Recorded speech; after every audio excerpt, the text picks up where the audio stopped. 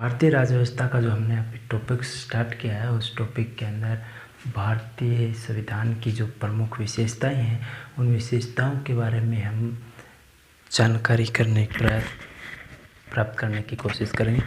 हम भारतीय संविधान की जो कुछ विशेषताएं हैं, हम उन विशेषताओं के बारे में चर्चा करेंगे।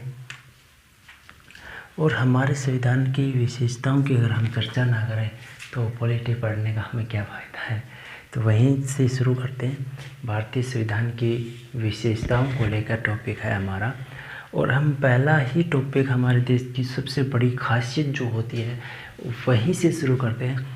हमारे देश के संविधान की विशेषता का सबसे खासियत जो टॉपिक है वो हमारा जो गणतंत्र व्यवस्था है उस पर लेके चलती है। तो हम उसी टॉपिक से समझने की कोशिश करते हैं आखिर क्या है ये गणतंत्रीय व्यवस्था।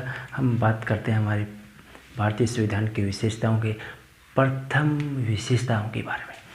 हमारी जो प्रथम विशेषता है हम लिख सकते हैं इसको गणतंत्रीय व्यवस्था। हमें पता है हमारे देश की व्यवस्था गणतंत्रीय व्यवस्था है। इसी गणतंत्रीय व्यवस्था को ही हमने एक और भाषा में, एक और शब्द में पिरो दिया है, और उस शब्द जो है वो है लोकतांत्रिक राज्य, या इसको हम ये भी कह सकते हैं लोकतांत्रिक राज्य। यानी लोगों का जहाँ तक शासन होता है उसे क्या कहा जाता है, लोकतांत्रिक राज्य। हमारे संविधान की प्रथम विशेषता गणतंत्रीय व्यवस्था है, और गणतंत्रीय व्यवस्था को ही लोकतांत्रिक राज्य कहा जाता है। लोकतांत्रिक राज्य का अर्थ हो गया लोगों के द्वारा शासन। गणतंत्रीय व्यवस्था क्या है? गणतंत्रीय व्यवस्था की हम अगर गणतंत्र का अगर हम अर्थ की बात करें, अगर हम गणतंत्र के अर्थ की बात करें तो इसका अर्थ होता है राष्ट्रपति का निर्वाचन होना। तो हम यहाँ लिख सकते हैं हमारा इसका जो अर्थ होता है राष्ट्रपति का क्या होना, निर्वाचित होना।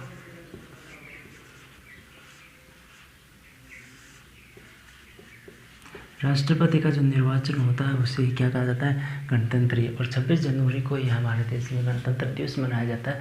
गणतंत्र दिवस को मनाने का मतलब है राष्ट्रपति का निर्वाचन होना। इंग्लैंड और ब्रिटिश जो शासन था, वो ब्रिटिश में क्या होता है कि वहाँ के जो वंश के आधार पर जो कार्य होते हैं वो वैसे नहीं होते हमारे यहाँ। जहाँ वहाँ का सम्राट या राजा होता है, यानी जहाँ की सम्राट होता है वो पीढ़ी दर पीढ़ी होता है, लेकिन यहाँ का जो सम्राट होता है और उसका पद राष्ट्रपति का वो सम्राट के समान ही माना जाता है हमारे यहाँ पे। ठीक है, इसके बारे में हम दूसरी बात कर रहे हैं। राष्ट्रपति जो हमारा होता है वो होता है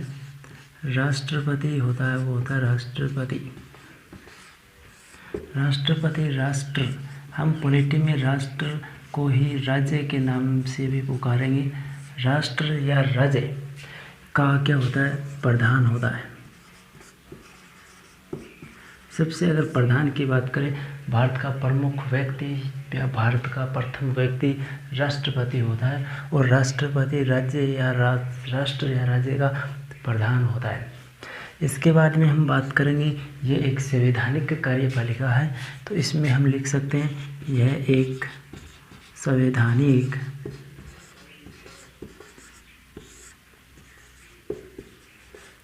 कार्यपालिका है। ठीक है, यह एक संवैधानिक कार्यपालिका भी हम बोल सकते हैं।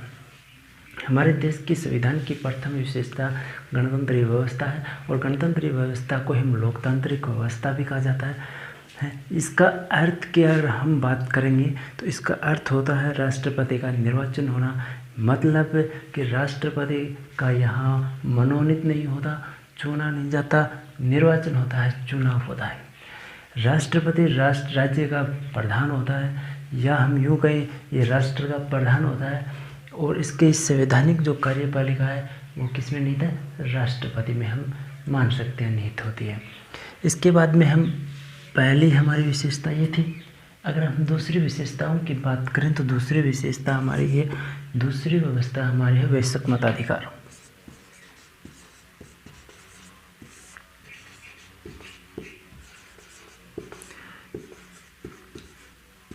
वयस्क मताधिकार थोड़ा सा समझने की कोशिश कीजिएगा। वयस्क मताधिकार आखिर होता क्या है? वयस्क मताधिकार का अगर सब अर्थ यूँ अर्थ में देखेंगे तो इसका अर्थ जो निकलेगा वो होता है आयु के आधार पर, मतलब आयु के आधार पर मतदान करना। हमारी आयु है उसके आधार पर हम मतदान करते हैं, वहीं इसका अर्थ होता है आयु के आधार पर मतदान।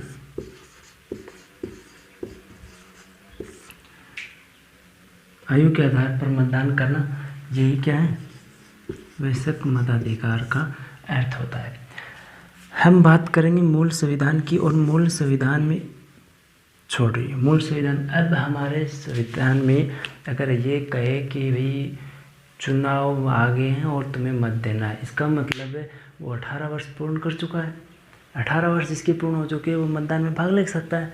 लेकिन हमारे जो मूल संविधान था ना, उसमें 18 वर्ष ना होकर, यहाँ लिख देते हैं हम, मूल जो संविधान था, मूल संविधान में मतदान की आयु, मतदान की जो मूल संविधान में मतदान की जो आयु थी वो थी 21 वर्ष। कितनी वर्ष थी? मूल संविधान में कितनी वर्ष थी? 21 वर्ष थी। ठीक है। फिर इसके बाद में इसके बाद की बात करें हम 1988 की, सन 1988 आई, और 1988 के समय जहाँ पर 61वां संविधान संशोधन हुआ, और 61वां संविधान संशोधन जो 61वां संविधान संशोधन हुआ, 61वां संविधान संशोधन 61वां संविधान संशोधन 61वां संविधान संशोधन 1988 में किया गया, और 1988 में ही 61वां संविधान संशोधन हुआ। और इस समय जो संविधान संशोधन हो रहा था उस टाइम यहाँ के प्रधानमंत्री थे, पीएम कौन थे भाई? पीएम थे राजीव गांधी। कौन थे? राजीव गांधी जी। राजीव गांधी प्रधानमंत्री थे। 61वां संविधान 1988 में प्रधानमंत्री राजीव गांधी ने संविधान के जो अनुच्छेद 326 था, वयस्क मताधिकार मतलब अनुच्छेद, हम बात कर रहे हैं अनुच्छेद 326 में दिया गया, इस 326 की बात कर रहे हैं। ठीक है। 326 में एक संविधान संशोधन किया गया जिसका नाम, जो 61वां संविधान संशोधन 1988 में किया गया, लेकिन यह लागू हुआ था 1989 में, लागू हुआ था 1989 में। 61वां संविधान संशोधन किया गया, और 21 जो वर्ष थी मूल संविधान में कितनी वर्ष थी? 21 वर्ष। 21 वर्ष को घटाकर संविधान संशोधन हुआ, और 21 वर्ष को घटाकर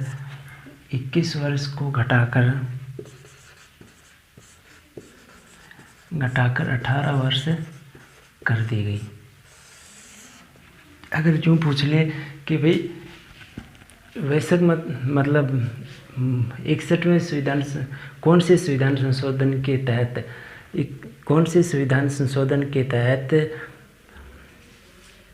तहत मूल संविधान मतदान करने की आयु 21 से 18 वर्ष कर दी गई? 61वां संविधान संशोधन 1988 की बात है। राजीव गांधी प्रधानमंत्री थे।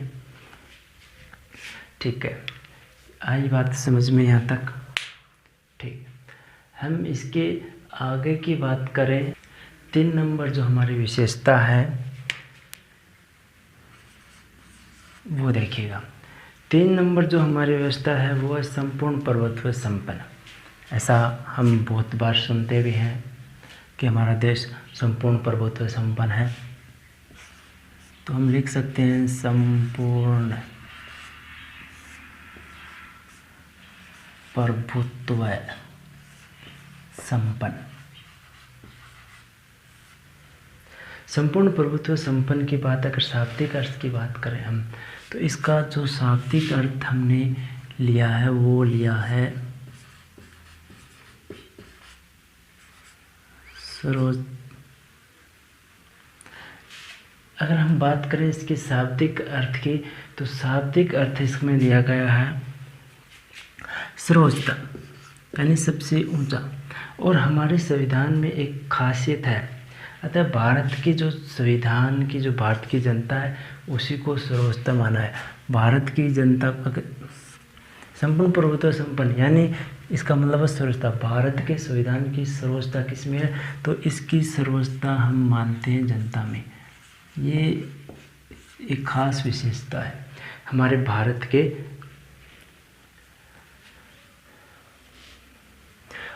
और भारत के अंतिम मतलब इसी को ये कहे गए अंतिम स्रोत, भारत के संविधान का अंतिम स्रोत, यानी अंतिम स्रोत किसे कहा है, अंतिम यानी स्रोत किसे माना है, तो अंतिम स्रोत किसे माना है, जनता को ही माना भैया।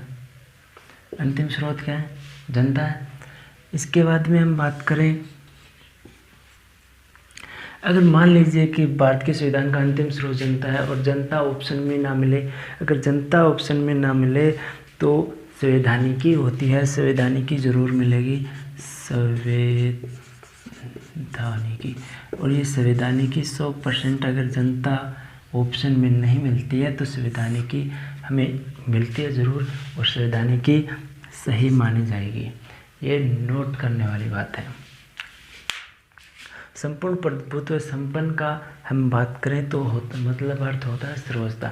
और भारत के संविधान में सबसे सर्वोच्चता किसे माना है, और सर्वोच्चता माना है जनता को, और जनता को सर्वोच्चता माना है, और जनता को ही अंतिम स्रोत जनता को ही माना है। अगर जनता ऑप्शन में ना आए तो संवैधानिकी अंतिम स्रोत माना जाता है, राय माना जाता है। इसके बाद में हम अगर चौथी विशेषताओं की बात करें तो समाजवादी और पंथ निरपेक्षता आती है। चलो बात कर लेते हैं चौथी विशेषता, समाजवादी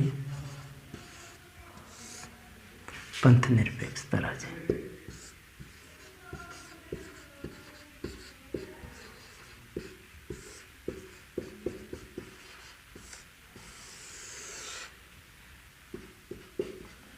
समाजवादी पंथ निरपेक्षता राज्य, इसके बारे में हम बात करें तो इसके बारे में हमें बात करने के लिए हमारे भारत के संविधान की प्रस्तावना में जाना पड़ेगा।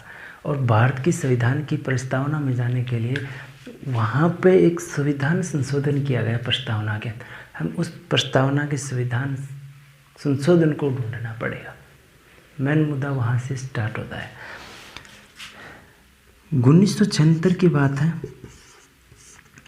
और इंदिरा गांधी वहाँ की क्या थी, उस टाइम की पीएम थी।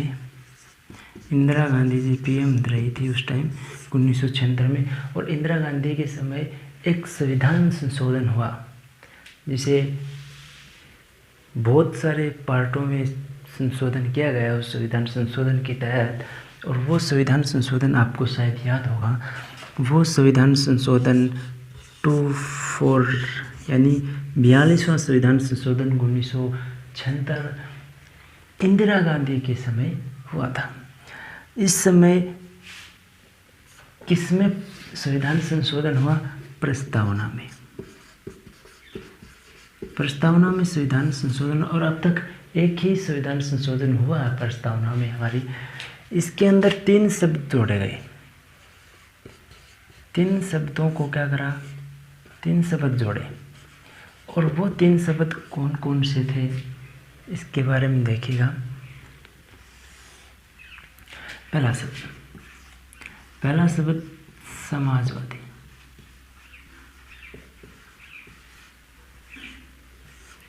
पहला जोड़ा समाजवादी। दूसरा जोड़ने की बात आई, दूसरा जोड़ा पंथ निरपेक्षता। दूसरा जोड़ा पंथ निरपेक्षता। और तीसरा जब शब्द जोड़ने की बारी आई तो तीसरा शब्द इंदिरा गांधी जी ने जोड़ा अखंडता।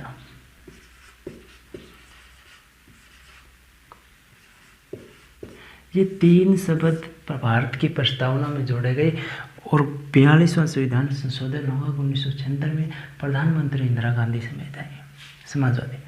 अब इन तीनों शब्दों का अर्थ क्या है वो देखिए। यूं तो बहुत अलग अलग डिसीजन से अलग अलग हम बोल सकते हैं कि भी अर्थ की, लेकिन एक कुछ अपनी एक पॉलिटिक एक अलग क्या होती है, भाषा होती है। उस भाषा में अगर हम बात करेंगे तो उस भाषा में अगर हम बात करें समाजवादी का, समाजवादी का अर्थ होता है समाज में राज्य द्वारा रोटी, कपड़ा, मकान, चिकित्सा और शिक्षा जैसी मूलभूत आवश्यकताओं की पूर्ति की जाए। मूलभूत आवश्यकता या यूँ लिख सकते हैं हम, रोटी, कपड़ा, मकान, चिकित्सा। रोटी, कपड़ा होता है, मकान होता है, चिकित्सा होती है और शिक्षा की बात आती है। और हम शिक्षा की बात करते हैं तो ये क्या होते हैं, जैसे मूलभूत आवश्यकताएं होती हैं और इनकी पूर्ति की जाए। अतः अभाव और जो भी अवसर की प्रधानता मिलनी चाहिए, उसकी अवसर होते हैं उसकी विषमता ना हो, विषमता होती है वो अलग अलग ना हो, सबको समान होनी चाहिए। ये तो समाजवादी, इसमें समाज की या यूँ कहें कि समाज को सरकार द्वारा एक समाज को कैसा होना चाहिए, समाज सरकार उसको क्या फ़ायदा पहुंचाती है उसके बारे में कहा गया। इसके बाद में पंथ निरपेक्षता का अर्थ हम दो तरीक़ों से लेते हैं और पंथ निरपेक्षता की हम बात भी करेंगे तो दो अर्थों में हम बोल सकते हैं। पंथ निरपेक्षता राज्य का स्वयं का कोई घोषित धर्म नहीं होगा। पहला अर्थ होगा है ये राज्य का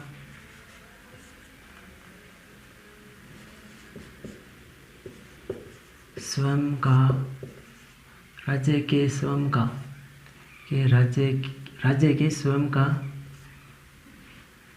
कोई घोषित धर्म नहीं है, घोषित धर्म नहीं है। ये होता है अर्थ। राज्य के स्वयं का कोई घोषित धर्म नहीं, राज्य के स्वयं का कोई घोषित, हमारे देश में स्वयं का कोई भी मतलब धर्म नहीं है। ये होता है धर्म निरपेक्षता का पहला अर्थ। दूसरा है राज्य धर्म के मामले में तटस्थ रहेगा। दूसरी अगर हम बात करें तो दूसरा है, यहाँ लिख देते हैं दूसरा, राज्य धर्म के मामले में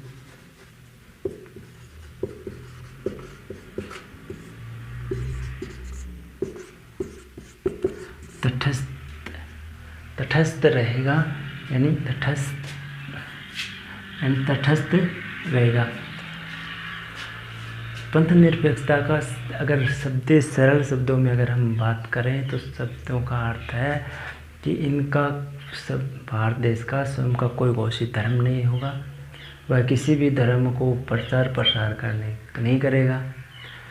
कोई अगर प्रचार प्रसार कर रहा तो उसे रोक नहीं सकता। अपने धर्म की अपना प्रचार कोई भी कर सकता है, कोई भी धर्म अपना सकता है। धर्म के बारे में हमारा देश तटस्थ है, उसे धर्म से कोई भी मतलब नहीं है। Thank you so much. आज हमने 4 जो विशेषताएं पढ़ी, आशा करता हूँ आपको समझ में आई होगी। Thank you so much. जाते जाते सब्सक्राइब और लाइक तो बनता ही है, लाइक करके जाना।